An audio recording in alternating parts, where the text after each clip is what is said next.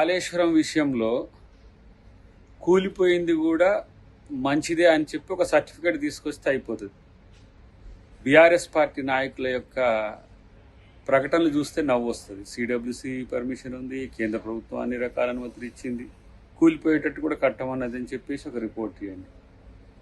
Experts ఏదో అనుకూలంగా ఇచ్చినట్టుగా, లేదంటే క్యాబినెట్ అప్రూవల్ అయినట్టుగా అన్నీ సృష్టించే పత్రాలు చూపించి ప్రజల్ని మభ్యపెట్టే ప్రయత్నం చేస్తే ఎవరు నమ్మరు హరీష్ రావు గారు. ఫస్ట్ కూలింది ఎందుకో దానికి కారణం చెప్తే అన్నిటికి కూడా సమాధానం దొరుకుతుంది. ఇప్పుడు కూలకపోతే దాని మీద చర్చ ఇంత రాకపో.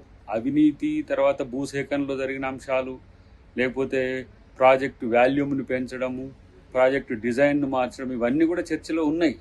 ఎందుకు తొందరపడతారు? అసెంబ్లీలనే వద్దురు, దానికి సమాధానాలు చెప్తురు.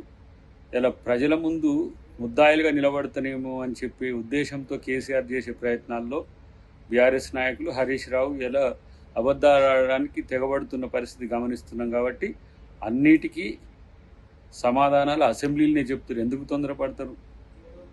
ఈరోజు మైక్ కట్ చేయకుండా ఇస్తే, తప్పులు చేసినోనికి మైక్ కట్ చేయకుండానే ఇస్తాం. తప్పులు చేసి కూడా దబాయిస్తామని చెప్తే మాత్రం అన్ని రకాల అంశాలు ఉంటాయి. చూద్దాం, అది అసెంబ్లీలోనే తేల్చుకుందామని చెప్పి తెలియజేస్తాం.